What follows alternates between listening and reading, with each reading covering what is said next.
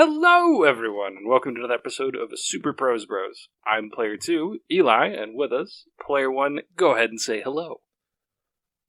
Go ahead and say hello, Player 1. Oh, for God's sake. I'm Ron Burgundy. I'm Ike. What is going on, my brodio? I'm having an aneurysm. That's what's going on. Rodeo? Oh, God.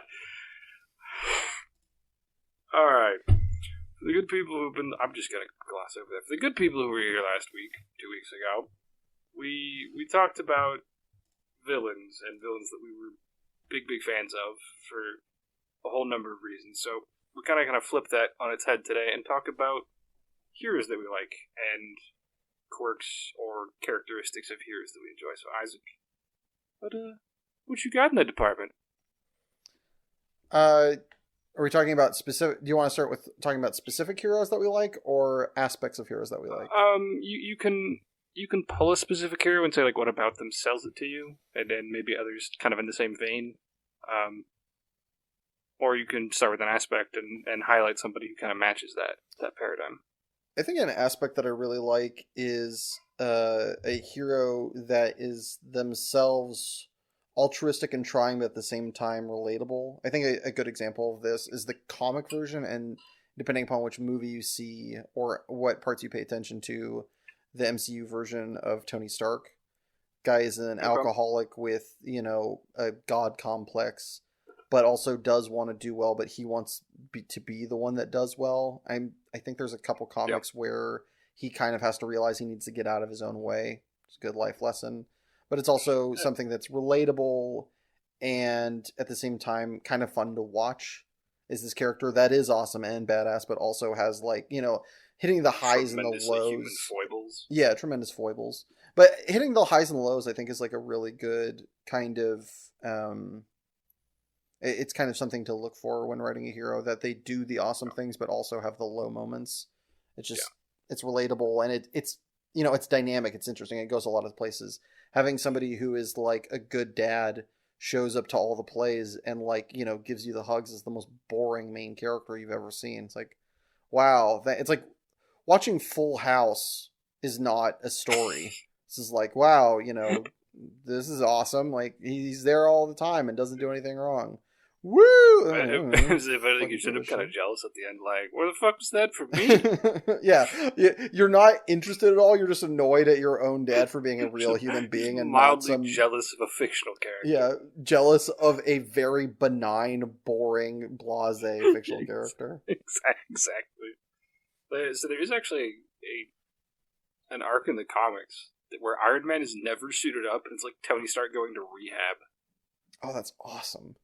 Yeah, like, he does nothing super. He's just, like, it's like 8 issues where it's Tony Stark trying to stop being an alcoholic. Yeah. Props to Marvel for greenlighting that. Yeah, that's a tough one, I would imagine, to get past, like, editors and, like, heads of, like, the execs. Being like, yeah, he's not going to do anything cool. They're like, are kids going to read this? Like, well, I don't know. I hope so. They will once they turn 22 and they realize vodka isn't fun the next morning anymore. Exactly. I also am a big fan of characters that were villains or like messed up. Like it especially leads to a certain moment. But when a character was a bad guy, is now a good guy, and it's really, kind of atypical, but they feel like they have to make this big grand gesture. Not to win over the heroes, but to make up for all that they did wrong. Prove a point. To prove a point. Prove that they're on the, and they like some double agent kind of shit. Yeah, they very much jump on the grenade. Jump into the. No, that doesn't work. I was gonna say jump into Mountain Doom with the ring, but that's an accident that Gollum achieves. But I mean that kind of thing where they right their wrongs by this great sacrificial gesture. I'm sorry, I've got to cut in. Yep. Mountain Doom. Is that just like a flavor of Mountain Dew? Like a promotional flavor? Did I say Mountain Doom? You said Mountain Doom. Also, can I say I know who your example of this is going to be already? I can't actually. Hi, Zuko here. No, Zuko What? is not. How is it not? Well, he doesn't make any grand gesture. He absolutely does. I mean, he kind of just does like the right thing from then on out. He is a great example of the first half of a character coming back after they made big mistakes and like doing the right thing and being there. I mean, he blocks a shot that, Azula shoots at Well, I'm more thinking like he basically gets in the way of combustion man and almost dies for it. Okay, I forgot about that like 1 or 2 episode arc. No, that's not who I would go for right off the top of my head. I think maybe more somebody like Snape, I think, off the top of my head. Okay. The person I kind of immediately think of isn't so much I mean, he's not a bad guy. He's a bad guy. Like my favorite version of this is Wreck-It Ralph, but I don't know. Like he's kind of the hero of the story, so I don't know if that quite plays. I mean, he's the thing is like the story is separate from the arcade game where he's portrayed as villain, quote unquote. Yeah, I was like, that has no bearing on the audience's perception. but I mean, he does end up doing quasi-villainous acts through the attempts of nobility. Well, and then, I mean, like, you can make the argument like he kickstarts everything because of greed, essentially. That one's a tricky one. But yeah, those are 2 big things I'm a fan of. I literally have a playlist on YouTube of moments where heroes like go, they go deep in the, metal tank, MEDAL, and jump on the grenade, save the group, and do the big heroic sacrifice. I'm a huge sucker for that. It really revs my engine. What about you? Yeah, I mean, oh man, now I'm just thinking of the end of Wreck-It Ralph where he's falling. And saying the villains, don't make me cry on the podcast. I'm a bad guy, not a bad guy. No, stop. Like literally, my whole skin just got covered in a wave of goosebumps. I haven't watched that movie in years. It doesn't matter. I just know. I'm like, oh fuck. I've watched it twice in a day. Still crying the same 2 spots every time. Doesn't matter if I know it's coming. Smashing the car and him falling. Yeah. Come on, man. Nobody's cutting onions in this room. I need an out. You gotta change the subject. Who's your favorite hero? It's a terrible day for rain. Help me!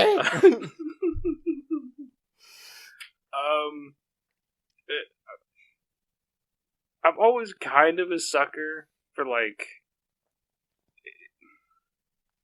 I'm always kind of a sucker for like someone who wants to still be a kid. Like the person who basically takes every opportunity they can to kind of fuck about, except for when they have to get serious, they can. Like, I don't know. There's always something kind of endearing, and maybe it's just because of how I like to function, which is how I generally function. I'm like, I like kind of jokey main characters. So, Gandalf to a lesser extent is like an okay example of this. Kind of.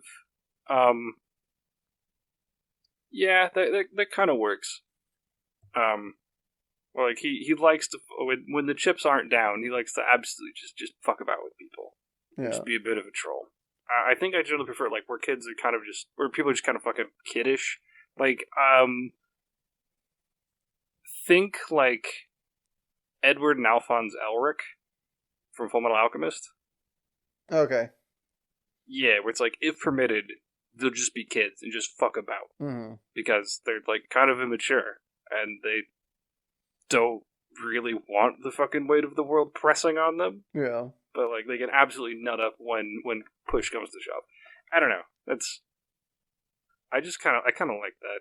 Because it feels kind of authentic. Because, like, if you don't have stuff weighing on you, most people I know and most people I associate with are just like, fuck it, let's play some video games. Like, just fuck about. So, I like that. It's very, very relatable for me, Yeah. if nothing else. It's kind of interesting. It sounds like yours is a little bit of like... I guess both of ours is a weird form of wish fulfillment.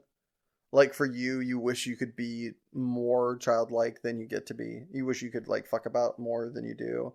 And I wish I could make a grand gesture to like kind of for leave a lasting like, you know, moment for those that I love, so that they would remember me fondly and that I wouldn't fuck shit up, you know, 2 days later when I said something untowards at dinner by by accident. I wish I had that, like, he died for us on a grenade, as opposed to Isaac, again, racist jokes aren't fair at the dinner table. Grandma's still eating her porridge. Like, I thought it was funny. Like, what do you want from me? It was all going good until. I also admittedly have a bit of a sucker spot for the kind of like grand detective in a way. I don't know why. I don't even know why. Oh, like the Sherlock Holmes-esque character, yeah. Yeah, when it's done right, just I mean, I don't think this is you in particular. I think this is everybody. It's kind of like a wish fulfillment thing, right? Who doesn't want to be able to just understand the world and see a speck of dust and know everything? Like, it's so gratifying. Those reveal moments at the end of any mystery movie with a detective is just so damn satisfying.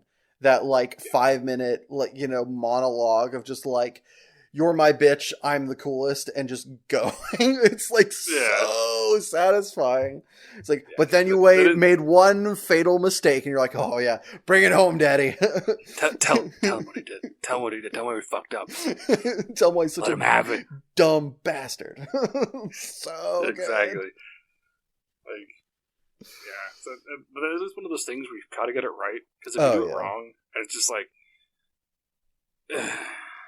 The way I've seen it, let me know if you feel the same way about this, but the way I've seen it kind of done wrong, or done in a less satisfying way, it's not wrong per se, you know, it's like personal preference, right? It's art. Mm-hmm. But it's when it ping-pongs too many times. It's the like, oh, I knew that you did this, and therefore this, and therefore, and like kind of goes down like this corridor of back and forth. And it's a little less in like the kind of, in the discovery genre, and a little bit more of the like next leveling somebody. It's like, I knew you took away my bullets, that's why I had one in the chamber. Oh, but I took away the gunpowder. I knew you took away the gunpowder, and that's what I peed in your sink. It's like, what are you talking about? It's like, at some point, it's like, you guys have to stop next leveling each other, and one person has to be right. Otherwise, it's like, it's just like this like added runtime of just like nonsense. There's a few shows I can think of right out the gate where I'm like, yeah, it goes a bit too fucking ham in that world. Yeah. In that direction. Like, as much as I love the first season of Promised Neverland, there's a few too many of those. Oh, yeah. Yeah, it's like, guys, the main characters are like savants and shit, but they're 10. Why the fuck why are they like doing this fucking mental calculus? Yeah. Like, what's happening here? What the fuck? I haven't seen that much of it, but did you ever watch Death Note? I actually haven't. That's like one of those kind of classics I've never watched. Yeah, I never got around to it either. I heard the first season was significantly better than the second, but I haven't gotten into seeing it. Yeah, I've heard it loses. Spoilers for like a 15-year-old show. I've heard it loses like a lot of its oomph when Light dies. Yeah, the main, I guess the main protagonist to the series focus antagonist dies at the end of season 1, and then it just kind of like season 2 is just kind of like ugh, like they're trying to make up for his like non-existence, and it like really kind of drops off. But it loses its big foil. Yeah, so it like, uses. You're never gonna get the same magic, right? Yeah, but there's a couple from I've seen clips of that show, and they do a leveling thing that at the same time it doesn't seem to ever go too far, and that's kind of one of those ones where it seemed like it was done right from the little bit I've seen of it. Was there was like it seems like the magic number, annoyingly enough, is 3, as it's like is always said to be. 3 is just such a perfect number, always the rule of 3, and it's all it's just like it's really good when you go 1. I counter that. I knew you were gonna do that, so I got this. And it's just like, for some reason that's satisfying. It's weird, but when you go to 5, it just gets monotonous. You're like, oh, Jesus Christ. Yeah, it feels unreal or stupid. Yeah. One of the two. It's like, I know you're a genius, but come on. This doesn't feel like you're a genius. It feels like you're lucking into the solutions. Like, shut the fuck up. It feels like you're the writer of the story. yeah, and that's the other thing too. Is like I feel like good detective stuff. Like you have to kind of drop some hints so that and give like a reasonable fucking avenue for discerning what happened. Otherwise, like the viewer or reader is just like, that came out of fucking left field, and I'm unsatisfied. What is an example of both sides of that coin? You have like a fave in mind on either one?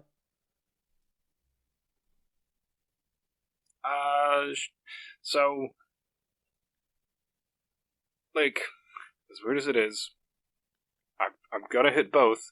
Yep. With the character of Sherlock. In the newer series by Stephen Moffat, there's like Benedict Cumberbatch as Sherlock. I think they do a pretty decent job in the early seasons getting and kind of setting up some of the clues. Mm-hmm. And setting it up so you're like, oh, you can see to A to B to C to D. Okay, cool. You can kind of see that progress. Like, you clearly don't quite understand how it gets there, but once it's laid out for you, you're like, I totally get it, and I can see how genius man McGee here can fucking spot it. Right. And then same show. They do the dumbest thing ever. Are you talking about was it like the end of season 2 or 3? When he, in quote, dies? No. I'm kind of okay with that one. Really? Oh, okay. Hang on. Well, I think it's stupid, but it's not like the weirdest, most egregious one where it's like, what? Like, there's some fuckery to it, and I'm okay with there being some fuckery to it. Like, especially since he doesn't do it alone. That's what makes it more okay to me, is that he works it with Mycroft. Okay. Like, I'm more okay with that because he involves someone else. Sure. Like, if he just magically had a fucking solution ahead of time, and I'm like, how? You don't have the fucking resources for this, motherfucker. But if he's your, like, surprise government agent brother in the wings, like, okay. Now, the one that I'm talking about is where he meets dominatrix chick he really likes. Mm-hmm. I just blanked on her fucking name. Irene Adler. Mm-hmm. And there's just, like, some dead dude on the side of the road. And because of how he's laying, clearly what had to happen is that he threw a boomerang, a car backfired, he turned around, the boomerang hit him in the back of the head, and then the boomerang was, like, washed away by a stream. Oh, yeah. Oh, I'm sorry. Nuts to that.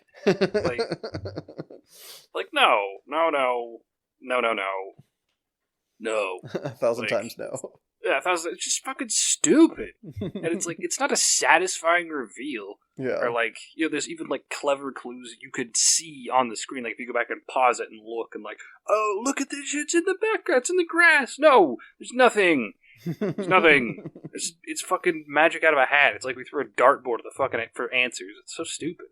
So it's one of those things you've got to do right. So you have to write it intelligently. Because if you don't, it just hurts. Yeah. So,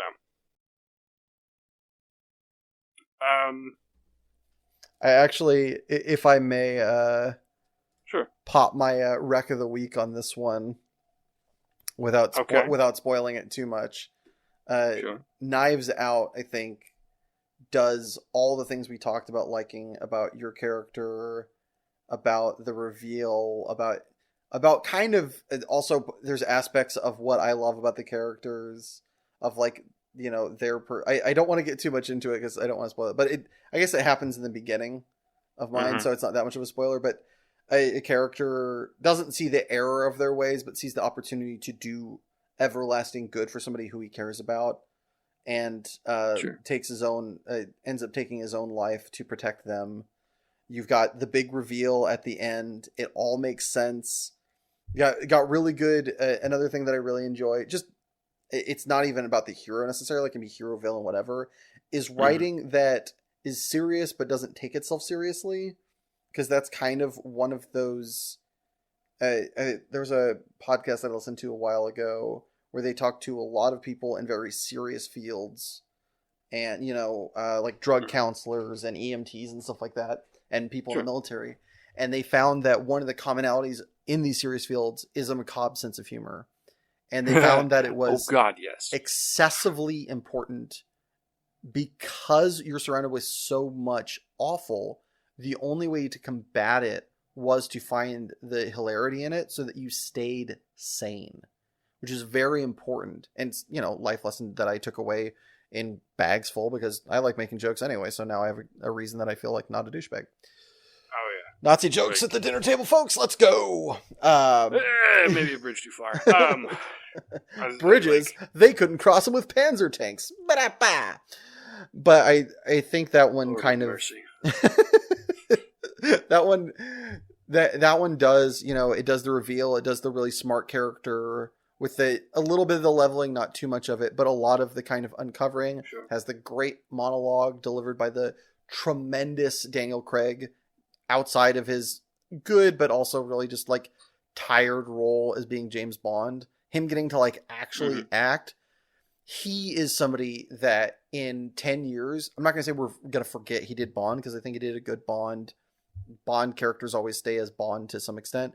He is probably one of the best actors to be Bond, and he's going to show it to us in the next 10 years. Because in this movie, you will see just how amazing he is in so many different aspects. And the final monologue, fun fact, he did it in one take because he is an actor. Like, he memorized it and just, like, went into it to the point where the director, who's awesome, Ryan, I can't remember his last name, he had it set up to do multiple angles, and so he's going to, all right, we're going to do this part, and we're going to do this part, and he got so into it, he was like, fuck it, and just like, we're going to keep that one. It was better than what I was going to do, which is, says great things about a good director. But it was just like, yeah, it's so good. If you want a great whodunit movie, a fun one to laugh at and try to figure out, it is the best somewhere between comedic homage to, the whodunit mystery and a good retelling of that trope. And could not recommend it more. Are they making a second one? Yes, they are. It crushed. It did so damn well. Everybody, like, all the actors loved working on it. The director, like, is a huge fan of the, I can't remember the name of the Agatha Christie novels and the movies that were made like the late 80s, 70s. And so, like, big fan of those. And so he was, like, jazzed to do it. And, like, so, like, everything worked out. The money got made. The actors loved it. The audiences loved it. Perfect storm. So, yeah, they're going to make more. I think he's going to kind of make probably, like, 2 or 3 more, which is going to be really fun. But he's going to bring back Daniel Craig's character in every single one, who just knocked it out of the park in performance. He has... Daniel Craig is such a great actor. He plays a guy from like Kentucky and has like the whole foghorn horn going on in the campiest and at the same time most believable way that you're just enamored with it. You're like, this is the hokiest thing. And yes, I would like all the servings of it, please. No. Don't stop. Oh, you need to go fill that up in the kitchen? I'll wait. Like, you're just like, yeah. The proper kind of campy. Oh, yeah. I say, there must have been a murder here. I was like, oh, baby. And they just lean into it, too. There's characters that notice it, and they just, like, call it out. They're like, what the fuck? But it doesn't detract from it. Literally could talk about this for the next 40 minutes, so I'm not going to. Yeah, it's not. Go watch it. Go watch it instead of listening to me talk about it. What are you doing here? Go watch. Actually, don't leave. Listen to this and then go watch it. Wait like half an hour. Yeah, wait. I would say. Speaking of recommendations, I hear you have a book for us. Yeah, book and or show. We'll start with the book, and then that's a nice segue into our next bit. Oh yeah. Well, so this is both a book series and a show, and it's The Expanse, which, if you haven't lived under a rock, you probably heard something about because it's outstanding. But it's big, kind of space opera, sci-fi shtick that mostly follows one kind of crew, the crew of the Rocinante, the Rossi, for all of the book.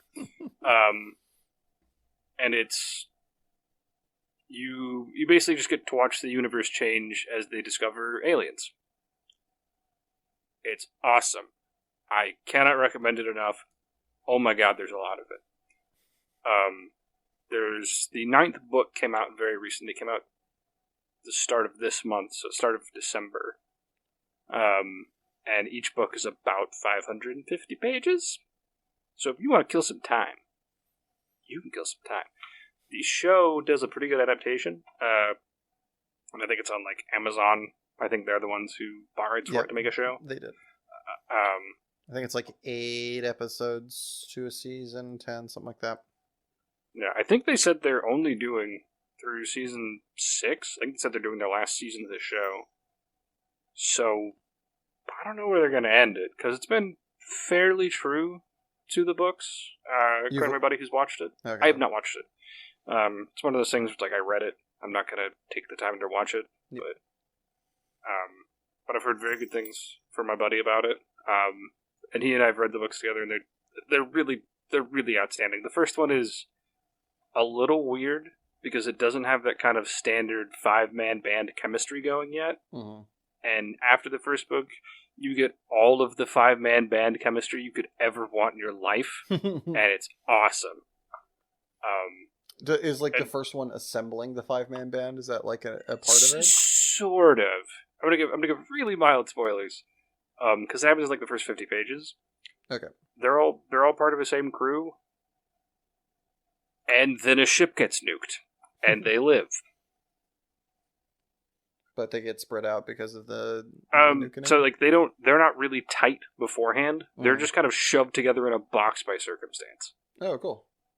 Yeah. So it does a really good job kind of building off of that, where it's like a lot of shit goes wrong and just kind of corrals them into a desperate situation. No, that's awesome. It's a great catalyst.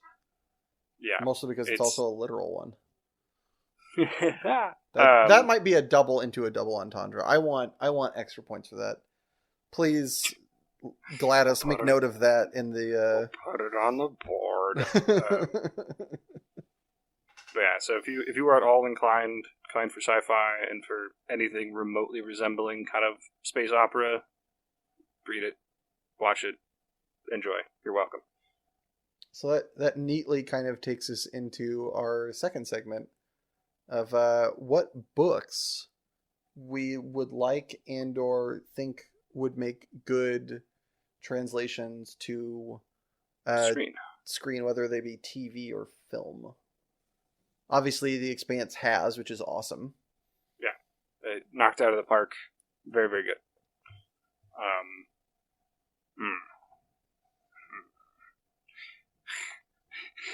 Is it okay if I ask for some things to be redone because they sucked? I will give you. I will allow for one.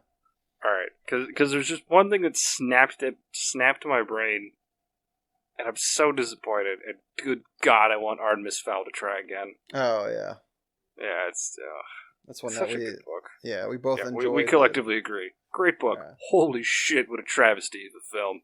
Yeah. What did they? Did neither of us see it? Technically, and we just went off every single review and kind of opinion. I read a synopsis. I watched a few scenes. That's enough. Oh, kill me! Oh, kill me! Oh God! You don't need to accidentally burn down the theater to go see it in person. No one. None of the poor employees need to die in the rampage that will ensue. They don't deserve that. It's not their fault. God, it's so bad. They try to make Artemis Fowl somehow a good guy. It's like, no. Yeah. No. Like he's a villain. The best part of that is he's a cool villain, but he's a villain. Well, and that's one of the big overarching things of the series is that he slowly isn't. Like, he Yeah. slowly gets worked on because, like, his parents come back, and so he actually has, like, And also, boundaries and shit in his life again, and surrounds himself stability. with like good people who kind Yeah. of make a difference over time. Yeah, exactly. Like, it shows growth and development of character and morals, and that's really cool. But in the first one, no, he's an unhinged criminal with no moral compass. Yeah. He just is pure, for the psychological term, He just, I see this, I want this, I take this. Yeah. Okay. Like, Yeah, he literally puts his bodyguard, who he has the closest relationship with by a mile, in danger's way, and puts his sister in potential death's way, and doesn't even like clear it with him, even though they've been partners in crime this whole entire time. He's just like, yeah, this is what we're gonna do. Yeah, he gambles hard with everybody's life, and it's just like, does it at his own whim. And then in the movie, it's like, yeah, no, I'm the good guy. It's like, no, you're not. Not even a little. I mean, when you consider the whole, like, I forget the literary term, like, that starts the plot. Catalyst. That's the movie term. There's like a little, like, like rising action or something. Okay, yeah. Anyway, is him abducting someone. It's him abducting a vulnerable woman. Come on, trapping, man. Like, creating a trap or like a ploy to get them there. Like, does everything. He camps it out, waits to find effectively a disarmed woman, and he sends this colossal bodyguard to ambush her. No, he's a terrible person. There's nothing redeemable. It's not like happenstance and like a moment of greed. No, this shit's calculated. Yeah. Like, he waits, for God's sake. So I want that one to get a redo.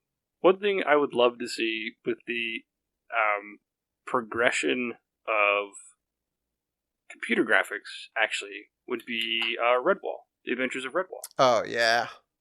That would make a great... Like, with everybody wanting to make a universe out of everything these days, that's one that is tailor-made for it. Because there's 100%. characters that span multiple... that aren't the main character, right? They're like background characters. Yeah. They're different ones. You've got a hardcore story that has childlike notions, so it's like perfect for that like kid whose parents aren't paying attention and have a Netflix account and left that to, make them grow up. Not saying that's okay, but that definitely is a demographic. You've got that huge swath of teenage. I want to watch something that still is childlike, but also has some, hardcore violence. Yeah. And then you've got adults who want to watch stuff with their, teenagers because they don't know how to relate. This is good. It's also reminiscent of being a kid. Plenty of them, were both young adults, or I guess older adults, but still, of the younger variety, and like would be down to watch this thing. It hits enough demographics. I think it would be just banger city. Yeah, and I mean, to be fair, I haven't read any of the Redwall books in a long, long time because I read them when I was like 13, 14. Yeah. But like, I think they're pretty good. I think they still probably hold up. Like, everyone has to go back and reread them. Yeah. I mean, I read them when I was... I think I started reading them slightly before you did, but I didn't read nearly as many as you did. But I remember them being, like... Even as, like, late teen, like, almost out of high school, I remember, like, picking up a couple, and it's like, the material is easy to just, like, read.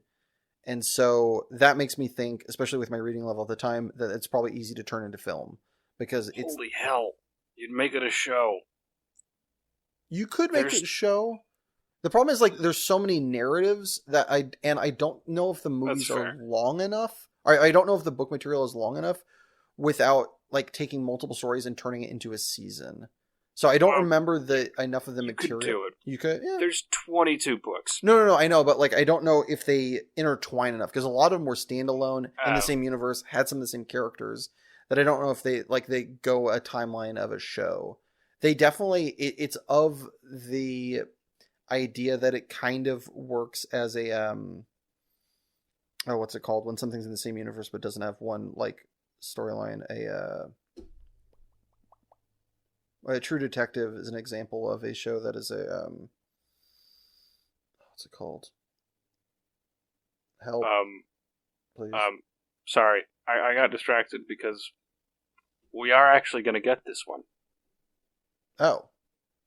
In February of 2021, Netflix acquired full adaptation rights to the novel series. A feature film based on the novel Redwall and an animated event series based on the character Martin the Warrior are in the works for the streaming platform. Oh, cool. Patrick McHale, creator of Over the Garden Wall. Awesome! Oh my god, my ears. Sorry, that got. If you haven't seen that show, I want to save it for a rec, but I clearly can't after that reaction. Over the Garden Wall is one of the most like underrated, underappreciated, except by the nook of like uber nerds that like came out on Nickelodeon. It was like an 8-episode series. It's really freaking weird. It's got somewhere, but it's like Adventure Time except mono, dark, rainy, bad shit moments for like 8 episodes, and it's fucking weird. But it's kind of awesome, and the fact that somebody that made that is getting a chance at big shit is really, really cool. As often, I don't think that did well. It definitely like has cult status, but I don't think that did financially well. That's something that you want to put on your rec, like, or on your resume. Be like, oh yeah, I did this thing that burned a lot of money and did no good, financially for this company. Except there's a couple of weird nerds that like it, and now they get to sell rights to T-shirts and pin companies. Like, that's probably not a big selling point on your resume, but the fact that he's getting to do big something for a company that I have a lot of respect for in Netflix is really, really cool. So I apologize for the ear bleeding of all of you out there, but I am. Woo! That's awesome. Okay, I should have looked for this ahead of time. That's great that we get to suggest something like, oh, we actually do get that. Turns out. Serendipity, you beautiful bitch. That's wonderful. That's so cool. Oh, that's rad. That'll be really cool to see. I mean, that's so dope. I'm so happy right now. Yeah, I know. I am giddy in the most quizzical of ways. It's really cool. It's really awesome that we were just like talking about it. And man, we should talk about Artemis Fowl every episode until that one gets fixed. Save him. Save my boy. Save my boy. That's my boy. Oh my gosh. So if I can make this more about me, my book that I would like to come to screen is one that I think I recommended it like a couple weeks ago. It was Kings of the Wild, and it's a book by Nicholas Eames. I'm on the last like couple chapters of its second book in the series, which it feels like it's going to be just a 2-parter, but maybe not. But the way he writes is very easy to imagine. Like it's colorful without being too dense like Tolkien, where you kind of get lost in the adjectives. But what he really does do is write in a way that it draws you in. I think it would have to be like a mini series or like a 2-season run for like both books, because there's so much dope dialogue and kind of necessary bits. It's got good social commentary. It has these characters that are just awesome. Like, you totally understand them. They each have their own problem. They're whack as shit in their own cool way. But the way they work together is just like, man, I want to be like, these guys suck in their own way, but at the same time, the chemistry between them is so cool. I would like to hang out. And it's so, like, the way they kind of ping pong off each other, there's usually a jokester or two. Most of the humor is slightly macabre because it's all about mercenaries and, like, the D&D style setting. It's just, like, it works so well the way they just interact and, like, kind of, they've known each other for a long time, but there's never any of this back when blah, blah, blah. It's always, like, hints that clue you in on just an aspect of their character without, taking this moment to tell you all about them. Sometimes they do, and that's really cool. But a lot of times you just kind of, you get a little nudge. Yeah, you feel out this character by the way they interact with each other, not by the author taking, a chapter to talk about. An exposition dump. Yeah, just like, here's blah, blah, blah, blah, blah, blah, blah. There's like, I think one of the characters in the last book I was reading, they have one expo dump about their backstory. That's it. But it's told in a very sensual and serene moment where they're both kind of sharing warmth. Two characters are sharing warmth by a fire as one of them gives themselves a tattoo. Really cool scene. And Okay. it's something that I can even see playing out, in film. Is just like there's some Well, it moments that works. if you get a good enough character and a great enough story, you can sometimes just listen to a character tell a story if they're good enough at it. Yeah. Trying to think of like a good example. None are popping off the top of my head. Man, we should really do a little bit more pre-work. Anyway, Shh. Don't tell people. Don't- They'll never know. They won't. But I think that's one of the great books to screen that I think could come out. I feel like there's something that we're missing that we've like both read in like an English class or something somewhere that's just like it never got like the time of day. We can collectively think for a moment. I can just cut this out. It's a good one that.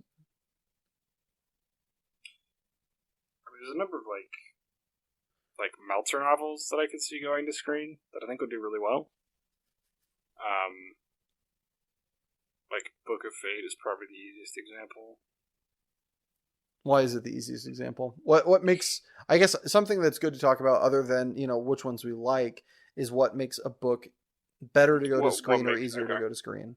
Like for instance, for actually, a number of his work very well. I'm talking about he always has like an early hook. I just think in terms of early hook, mm-hmm. I think Book of Fate has like the it's like page 10. Mm. It's because there's like an assassination attempt at the president.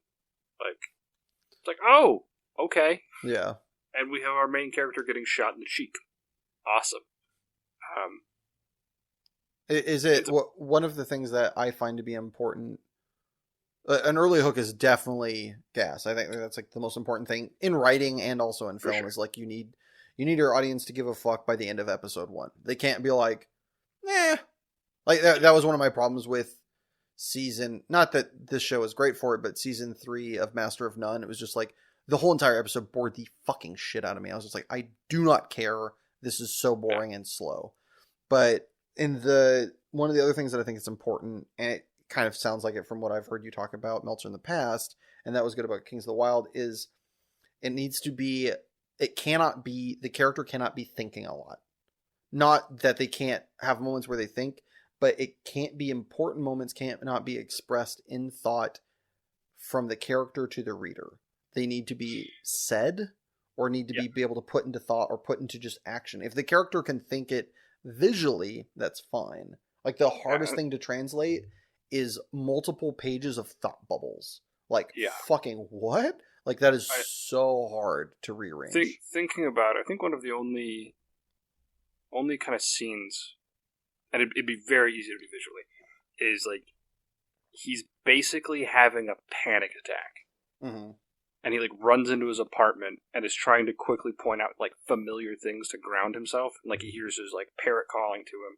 So like it would be super easy to do visually because it's very easy to have someone look like they're having a panic attack. Yeah. Just start pointing at stuff and like talking to themselves. Be like, okay, this is my house. This is my apartment. That's my bird. That's and it doesn't feel unnatural. Yeah. Like so, but that's really the one I can think of where it's like a lot of just him by himself thinking. That's really it. It's like everything else is usually two people in the room. Take that back. The other weird exception is one guy is crazy, straight up crazy, and he's seeing a dead person. In which case you can have him talk to him and it's easy. And it's also something you can show visually. Now you can have a ghost. Yeah, just have a ghost. Have him talk to something that's not there. I mean, we saw that with, to go to last week's episode. Arcane. Jinx, Jinx is constantly talking to people that aren't there, but she's talking and we can understand, and we, you have that weird, like, visual, almost Tyler Durden moment of them, like, doing that thing where it's like, superimposing non-existent things there, and you're like, oh, okay, that's what she's talking to, I get it. Yeah, for sure. But yeah, I think that one worked really well. The other one would probably be like Zero Game would work really well. It's very frenetic. It would have one of the craziest kind of transitions of focus that I think you would absolutely love. Hit me. like 50 pages in, he kills your point of view character. Nice. Yeah. He just rails him with a car, and you expect the next chapter to be like him waking up in a hospital and just change his point of view to his friend who's been introduced, and he just like walks to the crime scene. It's like, oh, that's illegal. You can't do that. No, he's supposed to be alive. I didn't see him die. You don't always see people die. It's like, no, you totally see him dead. Like, you find his corpse. Like, he comes to identify him in a morgue. Yeah. But, like, it's one of those things that you thought, oh, okay, like, we didn't, see him die. It goes it's also just, like, against the rules. Like, but he has plot armor. He's the main character. He's our stand-in. Too bad. Yeah, like, he's supposed to be invincible. No, emphatically not. The sedan wins. If I may pick up the ball and run to our next segment, you're reminding me of one of my favorite, and I don't know if you told me this after or before, but my project that I've been working on that I kind of want to talk about this week, Ike's idea, if you will, is the really shit working title is Three Tails, Two Caskets, and it has a very similar. It works on that premise, that kind of idea of like plot armor, bitch, please. So it starts off with a character. I think. Oh, I named the characters really weird for literary reasons. So let's say Bill is the main character to start. He's a bouncer at a bar who also fights a la Fight Club in like underground kind of like prize fighting. And he's pretty darn good at it. And initially, shows him kind of kicking ass. He's got some friends that are definitely not good for him that he likes hanging out with. Gets dumped by his girlfriend for, because the umpteenth time comes, with a bunch of bruises, bloody, boozing still from the night before, late to like brunch or whatever like that. And so they finally split. And this starts a cycling problem and ends up with him getting in a brawl at work unnecessarily for, just rage reasons. Gets fired and ends up going to AA, disassociating himself from his old friends, and, starts getting his life back together, and you're really hopeful. And then he ends up taking a security job that ends up being a trap, wherein he gets kidnapped by this wealthy psycho who is trying to live out his version of the most dangerous game, where he's trying to improve and become like this almost like super villain kind of guy, where he keeps like just farming more dangerous fighters and bodyguards and whoever he can find, so that he can prove to himself that he is strong and worthy of existence. And he ends up fighting against Bill, and you're assuming the kind of ideas that you're assuming, oh, Bill's gonna win, Bill's gonna see his way out of this, he's gone through all this much, and he doesn't. And Bill is not the strongest guy in the world, and Bill ends up losing to this guy who, he does it fair. It's not like this guy, drugs him and then, oh, I'm going to fight him. Like, the villain's perspective is that he does want him to be at his best, nurses him back to health, gets him all healthy, and then, all right, let's duke it out to the death, and then just kills him. And then it switches perspective. We go to the villain's perspective, which I think is kind of one of the things that brought me to this, is that it's really rare, one, to change perspective, and to change to the villain's perspective, especially for, like, a swath of the story, as opposed to, like, a diatribe, a chapter or two. Yeah, like you have that, like you have those Moriarty moments where it's like, oh, I'm so smart, I did all this. It's like, yeah, the breakdown's cool, but to just see their day in and day out and humanize a little bit and also see the crazy is kind of fascinating to me, and it's part of the story I haven't gotten around to writing it, and I'm very excited to do so. But he ends up, we see him hunt a couple more prey, and then he ends up seeing this boss at, I think, like a law firm or something like that. This woman who is ultra powerful, like, CEO type. Sure. And comes up in the news because she did some badass shit, like saving shit. I don't know what. So to get close to her, because he realizes that she's very careful, he ends up going to work at her company, ends up making a friend at the company, and the friend ends up knowing about this and wanting to help. Sure. However, the friend is a bit of a junkie fiend, loony bin person, and ends up snagging the wrong person at a costume party, which they decide to do it on Halloween. Yeah. And they end up nabbing a cleaning girl who looks very similar to her. Distraught, the villain, we'll call him Ted, feels inclined and ends up killing his friend, leading him to make another bad decision. Of course he does. Yeah. Well, he can no longer trust them, right? Yeah. They've made this big error. He has this big secret and this life to live, and he's not against killing. He kills the person out of sadness. He ends up going down and offering the cleaning girl an opportunity. He says, "Look, this is the circumstance. I can't let you leave. However, I can make it fair," or something like that. Nurses her back to health, whatever, explains the situation. And in his grief and kind of tumultuous brain space after all this has come to pass, ends up serving her food with a fork and knife, which she steals away, and then offers her a weapon or a handicap of some sort. The fight ensues, her having the handicap and also her weapons. I don't know if I want to have him tie a hand behind his back, maybe, and then she has a fork and knife surprise. Either way, ends up winning the fight. And killing Ted. Lisa, sure, let's call her, goes on to, one of the kind of prize for winning, because otherwise it doesn't seem fair to Ted, is that they get all of what is his, which, since he's from a blue blood family, is a considerable amount. She ends up, finding that his word was true and that this is all for her, and she goes up and pals around his section of the manse or property or like that, and it's just like, obviously, has been through hell, however, was a cleaning girl and is now experiencing what it's like to live as the uber rich, and is kind of like flabbergasted by it, and is kind of starting to like it a little bit when the hammer comes down and his family finds out about it and takes that away from her, finding some sneaky lawyery way, social references, to steal what is rightfully gained through horrific circumstances given to this pauper of a person.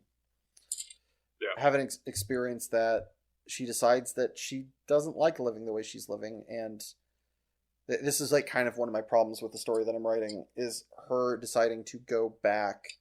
It kind of feels like, in a weird way, the rich family wins, and that she's been kind of enticed by this. I'm not sure if there needs to be a different motivation, but I want her to kind of realize that she wants more than this provincial life, a la Belle from Beauty and the Beast, and decides to go get a degree and go and try to work at the law firm where she had, ended up getting where she had been abducted from previously. She is hired partially because the person, like the main lady employer that was initially sought out, feels really bad that she was abducted in her place. Not that she wanted to be abducted, but all the same, it kind of is her fault in some weird way. The story ends, as the last two have, in a dire hole in a basement where she is talking to a shrink.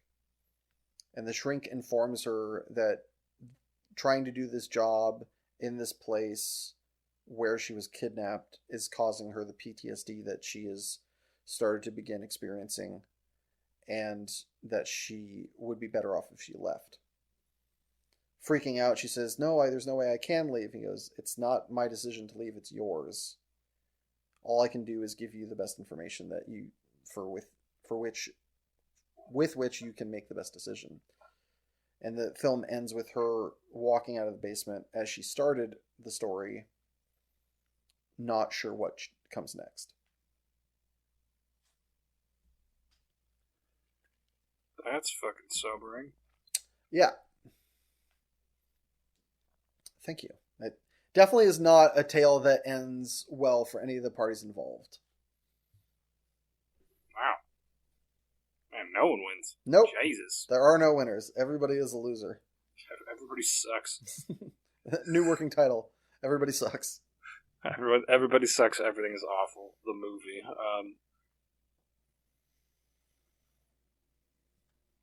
Wow. Okay. I did. Although, sad as the short story I'm putting a skeleton together for isn't a whole lot better. Hit me. What is Eli's idea for this week? Gotta add 9 extra vowels. It's alliterative if you use it properly. Rhymey? Whatever. Sure it is, buddy. So, what I've been cobbling together and putting a potential outline together for is a short story about a guy who ends up kind of trapped at some kind of dinky motel. And he's there alone with just this old guy who has every intent to kill him, and says as much from behind like a wall of plexiglass. He just says, at some point, and there's some kind of weather circumstance or something keeping him from like a flood on the road. He has nowhere to go, right? Yep. He's like, I'm gonna come try and kill you tonight, because basically, I'm assuming I'm gonna have him the hotel manager of cancer or something. He's old, he's dying, he wants to go out with a bang. There's no consequences for him. No one can take anything away from him at this point. So basically, I'm gonna come try to kill you at night. You've been warned. And let it be kind of an interesting, both a matchup of kind of guile versus youth. Have his opponent be younger, are stronger by default because he's not riddled with tumors. But there's also the question of conscience. It's because it's not a matter of, oh god, this man just tried to stab me, and you shove him off a cliff, right? It's not spur of the moment. It's I know it's coming. Am I good to do this? Can I do this?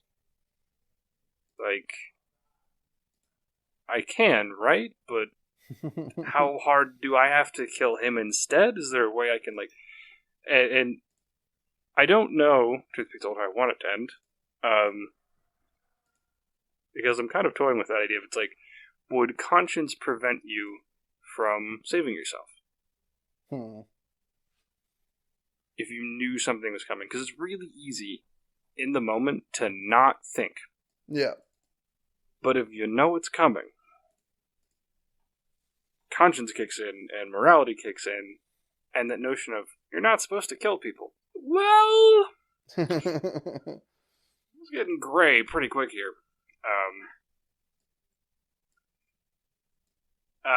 And I've been toying with a few ideas of do I have the old man be armed to kind of level the playing field?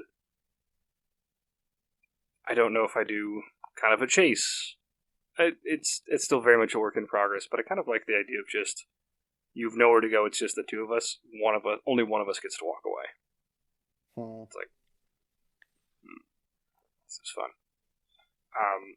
Then, I don't know why, but for some reason I look at really shit motels on the side of the road. It's nobody there is winning at life right now. Everything is bad. I've just had kind of an odd fantasy to break one of those places to hell, just sledgehammer the walls. I don't know why. There isn't a building type I've really wanted to just bash down. I really couldn't tell you what that comes from or where that stems from in my life, but I really do. Have you played with the idea of having the dynamic flip reversed, where you have the main character sickly and the old man not yoked, but definitely who's been training for this shit? Because like the dynamic is very flipped, but the kind of usual dynamic is the opposite, which I find fascinating. Like usually it's the bad guy that is more powerful and the main character that's smarter. So that you have Yeah. like an underdog perspective. Did you initially start from the other way around and reverse it, or were you always coming from this angle? I think I've generally been coming from the angle of like the older person, like I not intentionally, but it is kind of a fun subversion of that typical. The hero is usually an underdog from just like a physical brawling perspective. Mm-hmm. Kind of my thought, and what I think I'll end up going with is that like the the hotel owner has like actual weapon, like he has a knife or he has a gun, Mm-hmm. like proper weaponry, whereas our kid in question just like has to rip a table leg off or something, like really just flying by the seat of his pants. Like everything is improvised, none of it's planned out, Yeah. and it's not his turf, so like he The other doesn't guy could have know. like traps or what He could have else. Have. traps, so you could know how to like kill the circuit breaker and have a flashlight, Yeah. like things like that. Or and so I am playing absolutely with the idea of like the home field advantage being a huge part. Another interesting aspect that you've kind of set this up to have is since he is like an old sickly man and this guy's young and fit, is the dynamic of like when he finally does, take away his gun, get him in a position where he's got him.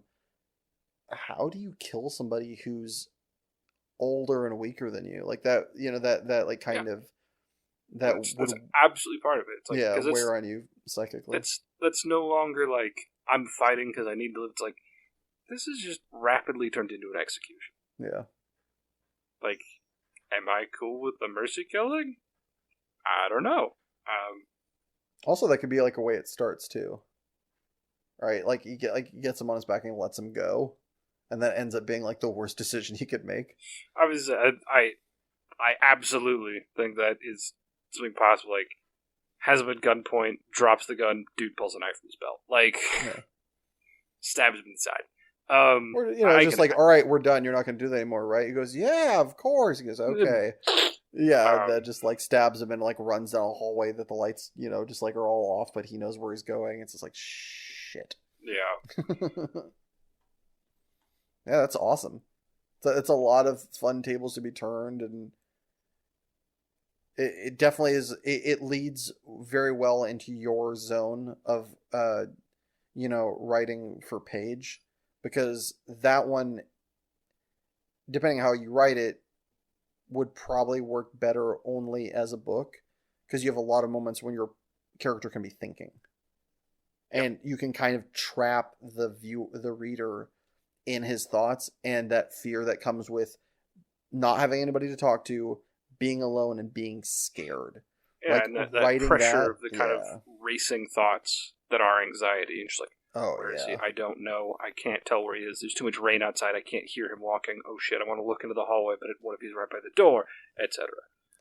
It's such a great thing that can only be done, really, in my experience, on the page, is that like psychological, like there's psychological fear that you can hope people see for in cinema, and you kind of like lead them towards, and they can visually experience it a bit, but truly that like psychological terror for everyone, the best place to put it is on the page. I think there's like a few things you can do very well showing on a screen. Like you're easy, like I mentioned earlier, like showing a panic attack. Yeah. And like you can kind of show paranoia pretty well, but it's really hard to do that kind of in the moment, like frenzied panic. Yep. Like that, especially like that tense standoff is awkward. If there isn't anything going on, or like that's the whole purpose, like 'cause basically all this is gonna be just a really long tense standoff, right? Yeah. Like that wouldn't do well on screen, probably. It'd be too much dead time. Another thing that I'm just thinking of that you can't really do, to my estimation, in book that you can do in film is a visual Easter egg. Because if you say something is in the mix, whether it's somebody standing in the background or a thing on a table in a book, Uh-huh. everybody's gonna like, okay, that's weird. I wonder what that's about, and they're gonna remember it because it's not gonna seem like it Yes. should have been there. But in a movie, if you set up the cinematography right, and there's just like a book or a hat on a They've seen it and table, they didn't notice it. yeah, like you can have it there without it being uber pronounced. But if something is going to be in a book, it has to be uber pronounced. And so, like the like visual. Well, I'm speaking specifically of physical things. Caveat. Okay. You can like describe a room and have to like walk in. You see his bookshelf, table with a hat on it, and you can have like details to set a space that aren't necessarily important, but that can come back later. Yeah. Well, one of the problems with that is that you either have to do a myriad of things, or I think you just have to do a myriad of things. Actually, now that I think about it, otherwise, like if it's one thing, it stands out, right? But if it's like one of five or six, it can't be a single thing. It has to be listed. Yeah, it has to be like, so like you kind of have to like, it's kind of like doing Tolkien-esque rooms. It's just like you kind of have to do them for every space, and then it's like monotonous. Yeah, it's hard to find a balance, but you can do it where you set stuff up to be there and come back to. But you're right, it is 1,000% easier to do in film. Yeah, because it takes like production budget, but it doesn't take runtime. Where with a book, it literally adds to your runtime by having that thing in there. I think kind of a quick little note on that point before we wrap up is the movie Hush does what you're talking about perfectly. Which it's not your type of movie because you're not a big horror guy and tension guy. Feel free to spoil that for me. Sure. Pretty good for anyone who likes kind of thrillers and horrors. But like, she ends up fighting this guy who's hunting her, and she's deaf. And you see everything she ends up using, like her fire alarm goes off, and it's super loud so she can feel it. And you see her take the battery out. She sets a light down at one point that she uses like to look outside. She puts it on her counter. And so she gets wounded, drops by her sink, and grabs like a bottle of something, and it's wasp repellent, so she leans up, sprays the guy, grabs the fire alarm off the counter, slams it like the battery in, and slams it back so it turns on again, and then grabs the light and strobes his face. Awesome. And it's like, you've seen them set all these things down. They just haven't touched them for like 40 minutes, and she just picks them all up in like a minute. That's rad. It's so dizzying. It's like, oh, that's so cool, and I knew it was going to come back, because you see her fall in her kitchen, you just noticed them on the counter. I'm like, she's fucking spraying it with the wasp repellent. She's fire alarming his face. And that's exactly what happens. It's so good. Cool. Real quick before we do wrap up, I am curious. How much of that movie, since she is deaf, do they play without sound? Some. They do some cuts. They do a couple where she's outside and like walking around, and you don't hear anything. You just like see the dude walk in front, and it's like, oh shit. Awesome. Yeah, she's crawling under her house, and you don't hear anything. And you just see his fucking boots tromp along. It's like, oh, he's right there. Bitch, look out! Yeah. That's one of my favorite things is when movies either have a deaf character. It's a lot less frequent to use a blind character, but deaf especially is one of those ones that is like ripe for content of using a different kind of lens and like having the sound drown out, or like when a character is like shot near and like they have like tinnitus to drown out a lot of sound, like using that aspect to kind of mold the movie in a different way and make it very unique. It's just like, don't lose that opportunity. It's such a beautiful thing. They also do a good job playing around her being deaf and not noticing things. Like, nice. At one point, her friend walks up to her, like, door that's locked and just starts hammering on the door. It's like, please look up, please look up, please look up, please look up. But she's looking, like, at her laptop. Yeah. And the friend dies. Oh, the friend gets hosed. So unfortunate. That's so awesome, literally speaking, and so horrifying as a viewer. Oh. Yeah, and, like, at one point, the killer is in her house. And she has no clue. Because he's just walking around and staying out of her line of sight. And she realizes that things have been moved. She's like, "Oh, that's not okay." That would mess with me so much mentally. Well, like, she like reaches for her phone because she leaves it on a table and like touches where it should be and it's not there, and she sees it's like moved farther along her counter, and she's just like, nope. She has a Captain Holt moment. It's like, Yeah. you moved my thing 1 millimeter. You animals. How did you do it? Yeah. All right. Thank you so much for listening, everybody. That's our episode. Thank you for tuning in. And if you like this, please feel free to Like, comment, share, subscribe. and don't forget, new episodes of Super Pros Bros come out the first and third Saturday of each month. Bye.